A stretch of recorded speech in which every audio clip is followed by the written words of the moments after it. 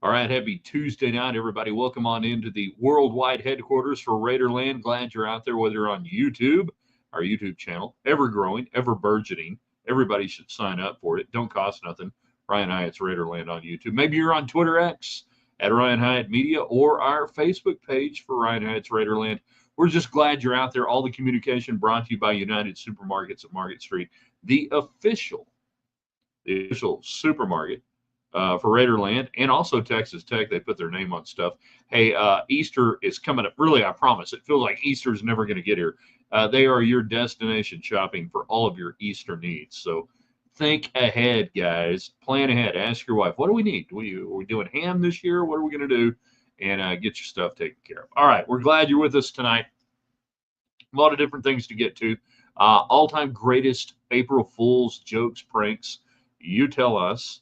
We gave you Sid Finch earlier on the website, theraiderland.com today. We have Tech baseball just getting underway against Oklahoma. And we ask you tonight, if you could add two players to this Tech team, one pitcher, one position player, any Tech team in the past, who would you add and why? What does this Tech baseball team need? Which player does it need right now? A pitcher, a position player?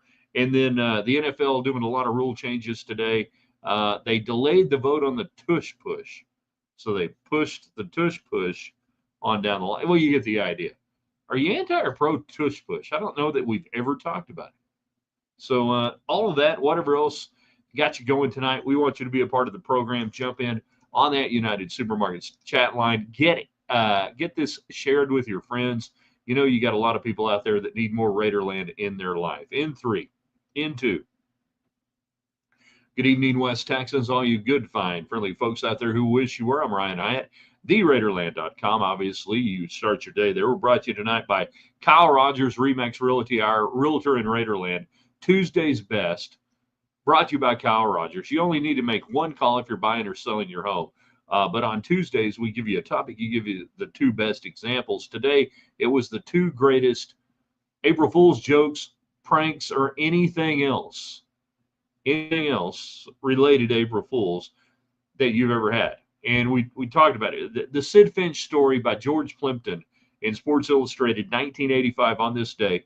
I remember where I was reading it at the J.T. Hutchinson Junior High Library, and I was taken in by every word. You can give us a few of your favorite ones. Also brought to you by Gators Bayou, 98th and Slide. Great place to watch. You could be watching Tech baseball out there tonight. You could be watching March Madness and anything else that is pertinent in your world of sports. Great patio, just really getting cranking this time of year. It's blocked, it's shaded, is what I mean. It's shaded from the summer hot sun, so it's really nice this time of year. It's kind of blocked off so the wind doesn't get to you. That's a rarity in West Texas. They have a new rewards club, so when you go in, they'll give you a little code to text in. The first time you do it, free appetizer. Hard to beat that. Gators Bayou, 98th and Slide in Lubbock. All right. Greatest April Fool's jokes of all time. Texas Tech baseball. Give me a pitcher, give me a hitter, or a position player that you would add to this year's team. What do they need and why? We are just underway, if not completely underway, in the first inning. Texas Tech and Oklahoma. Texas Tech, the home team in Frisco tonight in this matchup against top 10 Oklahoma. 17-1 non-conference.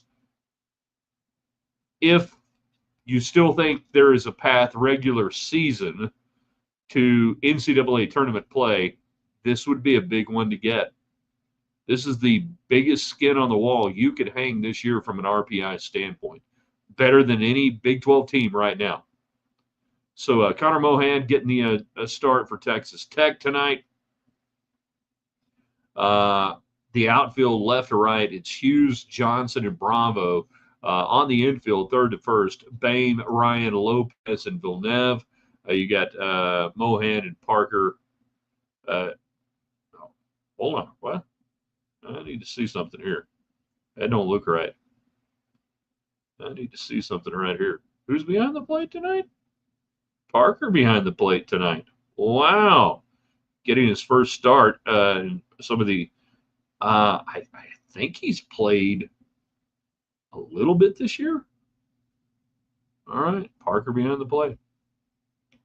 So What do you got for us tonight? Get in on the comments. This show will be comment dependent. All right, comment dependent tonight. Jacob leads us off on Twitter X at Ryan Hyatt Media. Well played prank today. I don't know what you mean. I have no idea what you're talking about. I didn't prank anybody today that I'm aware of. James, thumbs up, getting in on Facebook. Craig, the talking box is on indeed. It goes back to the days of Periscope. Periscope. Oh, you were so good. So good. Hear that your Valentine's Day cat is having kittens. Yeah, we got a prego cat here at the house. Cat number 3 is anybody want cats? Anybody want kittens? Yeah, we got them. Oh yeah, you do. You want a kitten? Trust me, you want a kitten. Addie, which is short for Atticus, is pregnant. So there you go. Craig, Red Raider pitcher has to be Brad Ralston, position player Josh Young. All right, so I wrote down, when we were doing this, and I put this on our Facebook page. Everybody ought to subscribe to our Facebook page if you're on Facebook. We do some different questions and comments and different things on there. Anyways, about who you would, and I put a picture of Mark Brandenburg up there. Early 90s, Southwest Conference era pitcher for Texas Tech. Right when Larry Hayes was really elevating the program. About a year or so after I thought, here's how smart I was. This Larry Hayes guy ain't working out. It was about 1990. This Larry Hayes guy, he's not working. He's just a NAIA coach. Anyways, Mark Brandenburg shows up out of Panola, JC, and just wears people out. Ultimate grinder, pitches for the Rangers, the Red Sox, hangs around the big leagues for about 3 or 4 years. And, so I was thinking, all right, grinder on the pitching staff, guy who eats innings. Brad Ralston could be a fine choice. Brad Ralston was a really multi-versatile pitcher, one of the better curveballs I've ever seen. He had a curveball and kind of a slider thing. We'd have to get him back on and have him describe that other breaking pitch he had. But he starts off as a reliever and set some save records, and then transitioned to starting pitcher as well. Another grinder out of Coronado. Yeah. Josh Young would not be a bad one to have. I mean, if you just want to throw a guy out there who could pick it out there in the field and then rake, yeah, pretty good. Lynn, talking about our pregnant cat, Addie. If she has an orange kitten, yes. I don't think they're going to be orange, although father yet to be determined. So we got no idea what's going to show up out of this thing. I mean, who knows? Very interesting, to say the least. James, it would. I'm bringing back Brian Klein for the leadoff. Captain Klein, Dearest Mother. Anybody want us to bring back Dearest Mother? By the way, those of you who remember the Dearest Mother feature, I've kicked it around with David Collier. I'm like, we could do this. Andrew Luck, which the homage to Andrew Luck on that whole thing that got started about 2018, maybe 17 or 18. I'm trying to remember when we started Dearest Mother with Tech Baseball. I know the player I want to center it around. It's all up to David Collier. If Collier's willing to do it, he does the heavy lifting. I do the writing. I do the voiceover on it. He has to do all the artwork and everything else. We can bring it back. Brian Klein leadoff. So he gets into the idea of what do you think this Texas Tech team needs the most this year? What would elevate them the most? The biggest bang for the buck from a pitching standpoint, from a hitting standpoint, from a culture standpoint. Again, I said earlier this week, I think part of the problem is when you have so many new guys in every year, part of what Tim Tadlock does is culture. It's hard to transmit culture in a few weeks before you get going. Leadoff homer to center for the Sooners there for walk, and you've got nobody on and 1 out now. Top of the first, Texas Tech down. Well, that did not go so well. Isn't that special? Yeah. I don't even know why I clicked over. It's killing me. Hate it right now. All right. So, greatest April Fool's jokes, pranks, anything all time. If you've got some good ones, tell me about it. Um, I think the George Plimpton Sports Illustrated story on this day in 1985, the curious case of Sid Finch, the New York Mets rookie pitcher, throwing 168 miles an hour in spring training. That story, and it can only happen pre-internet, pre-internet, pre-social media, everything else. That everybody got the magazine that day, or maybe the day before when it was delivered, and everybody opened it up and everybody read it, and everything was word of mouth. You had to be there in 1985 for it to really matter. If you weren't there, I understand. We're all born when we're born. But I'm reading that thing there in the library at Hutch, and I can't wait to get to the locker room in 2 periods after that. And about that time, we would have been, no, yeah, we might have already started spring football where we were going to our respective high schools. I was going over to Coronado. My buddies were going to Monterey or Lubbock High. But I couldn't wait to get down there and say, you guys aren't going to believe this. I just read this about this pitcher. This is incredible. Unbelievable. And I think there's been a 30 for 30 done on the Sid Finch April Fool's joke story in Sports Illustrated. It could only have really mattered at that time. You know, if you were there, did you buy it? Because I was believing it. I was absolutely believing it. JC on our YouTube channel, Ryan Hyatt's Raiderland on YouTube, who's producing the much anticipated tech spinoff Landman. Quotes from Sid Finch, Sours. He's don't know about that part. One pitch, one home run. See, that's saving the pitch count. That's what I would say right there. You know, I mean, now 2 outs, nobody on, 1-0. He got over the jitters there. The lineup for Texas Tech, in case you're wondering. Thompson going to lead off Bravo, then Hughes, Villeneuve, Bame, Lopez, Parker, Johnson, Ryan, and Hughes out there in left field. No Pompey after he DH'd over the weekend. Thompson in the DH role, by the way. So, and I mean, we can look at Tech baseball right now and say, really, does any of this matter? Because at this point, I think the only way you're going to get into the NCAA tournament is to win the Big 12 tournament. So what can you do in the month of April and for 3 weeks in May? You have 1, 2, 3, 4, 5, 6, 7 weeks to try to create a baseball team that can win, I think, 4 straight days is what you would have to do. It's single elimination. There's no pool play. It's a bracket. It's single elimination. It's pretty much where we are, right? Wendy, at least you got the no-hitter out of the way. Play ball. Yeah, that's right.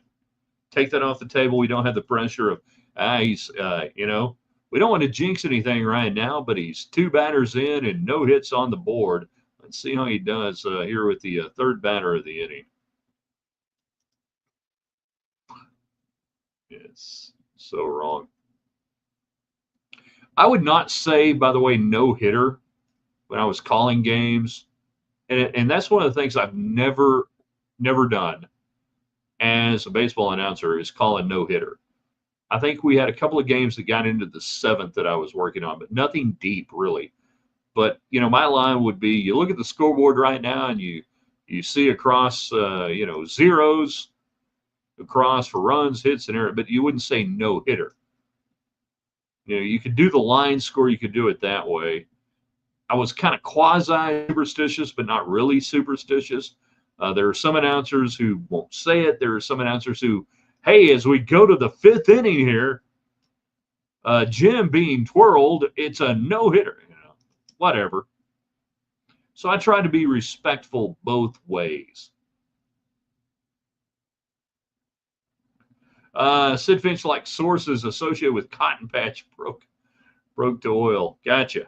All right. Well, I mean, this whole thing in the offing for Texas Tech and NIL, I mean, you guys read the story there at theraiderland.com today. Texas Tech never rests on NIL, making money for the athletes, being involved in new production apparently for a Netflix type series. Cotton strippers gone wild. I mean, it's all there on the site, theraiderland.com.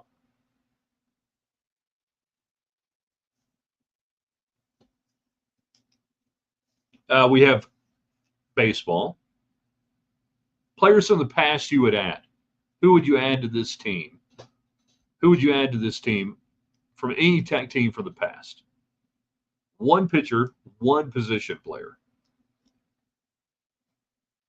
My default answer is almost always Shane Wright from 97 to 99, who just would go out and pitch his guts out against guys who were swinging the hottest bats, juiced up baseball. And all he did was, go pitch 8 or 9 innings every time out. He was the greatest pitcher I think I've seen at the college level of understanding pitching to contact. Do not walk anybody. Don't give up a jack. And if you give up a jack, make sure it's a solo shot. But that he would not walk anybody, wouldn't put people on. He might give up a single, then get a double play. Or he might give up a little bleeder single, and then he'd go strike out and a couple of pop-ups, and he'd work around it. He was not afraid of contact. A bulldog competitor that still all these years later, that I put Shane Wright up here as a pitcher in college baseball and say, you show me what you can do compared to Shane Wright. And I'm talking about all the guys that have pitched for Tech in the last 10, 12 years that are in the major leagues and everything else. Shane Wright just didn't quite have the velocity, a little bit of the velo, everything else that would have, attracted major league scouts at the time in 1999. He kind of kicked around a little bit in pro ball, and then, he was like a really smart guy, and he got a life, he got a job. But I look at Shane Wright as kind of my litmus test. How are you going to compete? How are you going to attack the strike zone? Don't be afraid to pitch to contact. Don't walk anybody, and go from there. So many pitchers these days are afraid to pitch to contact. Part of that I get with the bats and different things. Part of that, though, is that they're so instructed early on to strike people out. In the words of Crash Davis, strikeouts are fascist. Ground ball outs, more democratic. Spread the ball around. So who would you put on this Tech team from the past? Pitcher or position player? You get two choices. Who would you do? What would you do? Other things today, NFL rule changes being voted on. The whole let's put the ball up to 35, don't care. Overtime, both teams, it's going to be the postseason overtime now in regular season, but they still have a 10-minute rule on how far they can go. So what happens if one team takes the ball and grinds it out for 10 minutes, and with 9:58, they kick a field goal to win? Does the other team get a possession? Is it an untimed possession? We have not heard that. The biggest thing, and I am fascinated to hear your thoughts here, they delayed the vote on the Tush Push. They pushed the vote on the Tush Push on down the road. Talk about kicking the can on down the road. So I did there. Are you anti-Tush Push or pro-Tush Push? I myself am not pro-Tush Push, Philadelphia Eagles, but I don't think it should be legislated out of the game. Anyone can do it. You're not cheating. Anyone can do it if you're willing to do it. Now, I would not do it with my quarterback because I don't want anybody running into him and smashing my quarterback into a bunch of people. I don't like that. I'm paying you too much money. But for now, it's not illegal, and anyone can do it. There's not an inherent advantage that any team has doing that or otherwise. However, the biggest thing against it would be you don't allow the defense to do that in certain situations. You don't allow the defense to load up and push and leverage, that's a big word, NFL uses big words. Leverage in certain situations. So what are we going to do? How do you want to play it? JC, get rid of the tush push. It's not rugby. Rule would be advancing an offensive player, and I believe, if you want to go down that road, that's probably the quickest way to say to get rid of it. That you can't aid a runner, so you're aiding the runner by slamming into him and going forward. That if we want to outlaw it on that front, okay. But don't just get rid of it because only the Eagles are willing to do it. Get rid of it for other reasons. Well, the wind really, really settling down out there right now. You're outside of a Raiderland World headquarters. Still on the top of the first. And it is bases loaded now, 2 outs after a single up the middle. Brant Christensen walks, and Mohan's still trying to get out of the first here. 3-2, bases loaded. Yeah. Again, you are looking at a Texas Tech baseball season now that is devolving to 4 games, 5 games in May. I've got to double check to make sure how many they would have to play to get through. I think with the 12-team setup, the way I saw it, I thought you could go 4-0 and win it, but what do they need? What do they not need? Buzz Williams leaving A&M. Is this guy one of the smartest basketball coaches of all time? Just go go to Marquette, go somewhere, stay a few years before the light dims on your career there. Go and get another contract. And he's doing that. He's going to Maryland, where they apparently don't like basketball, but he doesn't care. And now A&M. Hello? What's that? Aggies want to talk to Chris Beard? Chris Beard on line 2. All right. Conference in Chris Beard. You know the Aggies are going to go after Chris Beard, right? They're not going to go after Grant McCasland because they know they can't get him because McCasland has a better job. Texas Tech basketball, better job than UT basketball, and Texas A&M basketball. I would say Texas A&M basketball, though, a better job than UT basketball for a couple of different reasons. Facility, Reed Arena is still bigger. A&M is much money. And they might actually get behind basketball a little bit there at A&M. That if I had to put one on top of the other. Look who's not won in Austin. Robert jumping in on YouTube.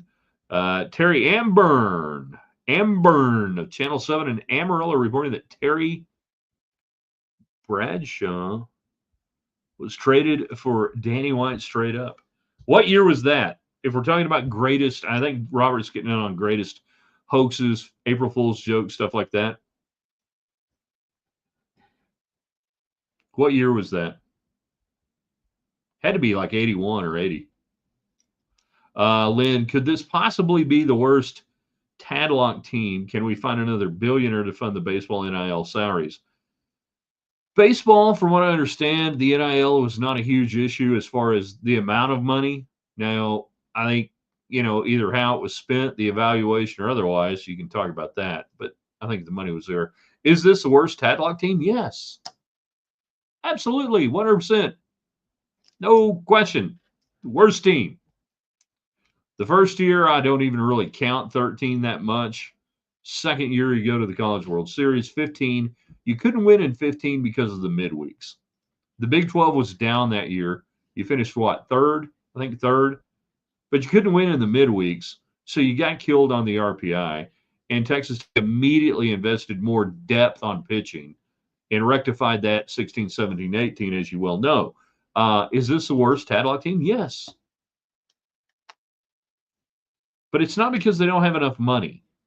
The money is there for Tech to compete. Now, that's NIL money. There's a different kind of money. Facilities, not good. But they just built a new clubhouse and everything. It doesn't really matter. Still substandard nationally overall facilities. There has to be a discussion about Danlaw Field and what to do going forward. 1 year, 2 year, 5 year, 6 year. It's not sustainable the way it is. If you want to keep playing high level baseball and go to the College World Series, that's just the reality of where we are. Danlaw Field has been pushed back facility wise for damn near 20 years.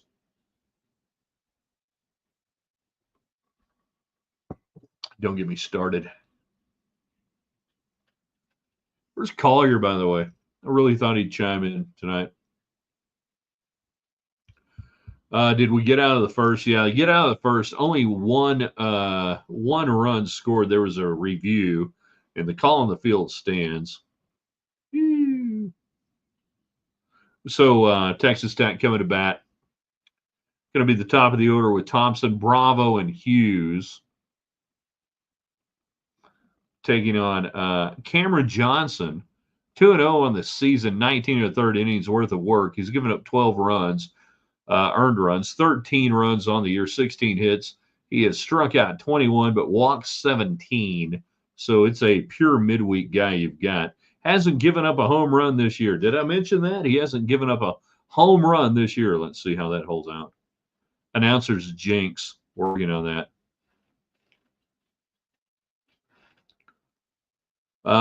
Wendy talking about players you would add. I said one. You get one pitcher. You get one pitcher. One hitter. You give me Jimmy Frush. The Reverend Jimmy Frush. Monty Ward, the pride of Monterey. Nasty slider. Raleigh and then Shane Wright. All pitching studs. Agreed. I would bring back Micah Dallas for pitching. Micah Dallas ain't coming back. He don't want to come back. Is Danlaw a renovation or a replacement? Replacement. As much as I love the law, as much as I love the history behind it, going all the way back to when home plate used to be down there by R.P. Fuller track in the right field corner, but a big windstorm tore up all the backstop and everything, and they flipped it around. And then they made the Tech Diamond the way it was. And then Danlaw came in 1980, 87, 88. I think it was 88. Spring of 88? No. Yeah, spring of 88. Donated the materials for the lights, all of $300,000 for the lights and the steel, and got it lit up. Then they put the half AstroTurf field in 89, I think. Yeah, 80, spring of 89, spring of 90, I think maybe was when the turf got down. Because in 88, I vaguely remember in 88, I think this was against A&M. Tech had given up like 13 runs in the first inning against the Aggies, and a guy bunts, like a little check swing bunt type deal, and it dribbles and it hits the elevated fungo circle and bounces into fair play. Brian Roper grabs the ball, throws down to first. They get him out. Otherwise, we're still playing that game. So, yeah. So is it a renovation or a replacement? Replacement. Tear it down. Either build it there, utilize the area you have where the Coliseum was. It's a replacement. Jan, the stands at Danlaw Field are the most fan unfriendly stands anywhere. We when I was doing the games back in the 90s and stuff, we used to call it the world's largest tanning bed. It was all metal bleachers. It was all whatever. I mean, you would get tanned. You would get it burned on the bottom of your legs, coming off it, top of your legs. And then we had what we used to call the tan of the Dan. That if you sit out there, depending on where you were sitting, like the right side of your face would be blistered. The left side of your face would be pale white. It'll tan of the Dan. I told some fans about moving home plate. No one believed me. It's a true story. Yeah, it used to be down there in where right field was. There used to be a tree in fair territory outside, down the third base line. Fact, true story. 1960s into the early 70s. There was a freaking tree. If I'm lying, I'm dying. Every place, where does the baseball team play during the construction of a new stadium? Hayes Field. You go to Hayes Field at LCU and you play over there. You could play some games at the Sod Poodle Park. You could play some games down at Midland. You could play some games in Frisco. You will lose home games for sure, absolutely, and it's worth it to get a new place in. All right. I mean, the way things are going right now, it's not like there's going to be a high pressure demand for tickets. Bottom of the first, Thompson leads off with a walk.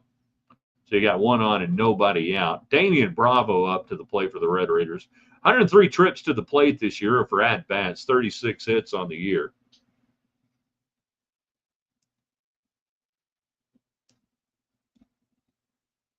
It's 6 home runs. Damian Bravo. 350 the average. Your player of the year right now, I think. And I knew a guy that climbed that tree and watched the game. Really? Come on now. The tree was in play. They had to get him out of there. The tree was freaking in play. There's no way you could have a guy climbing the tree and watching the games. I'm not buying that one. It's urban legend. I ain't buying that one, Jan, because it literally was down the left field line and it was in the field of play. True story. JC, great Aggie memory. Chuck Knobloch would come up. We would scream for him to stand up, inquire about his dad.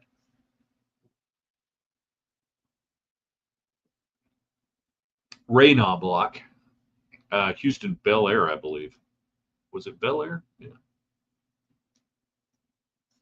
All right, we went green, white, checker. What more do you want us to do? Had a great broadcast tonight. I thank you, everybody, for jumping in. Thank Kyle Rogers, our official realtor in Raiderland, for taking care of Tuesday's best. Tonight we're talking about April Fool's jokes. Sid Finch, the curious case of Sid Finch. If you don't know anything about it, I think there's a 30 for 30 on it. Look it up if you're a youngster. You don't know what you're missing. Gators Bayou, 98th and Slide. You could be watching the game out there tonight. And then, of course, United Supermarkets and Market Street.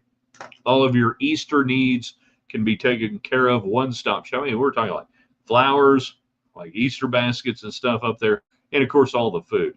Plan now. Don't get caught late, man. Maybe you're thinking about doing a good brisket, anything like that. You need to get out there, do a little scouting.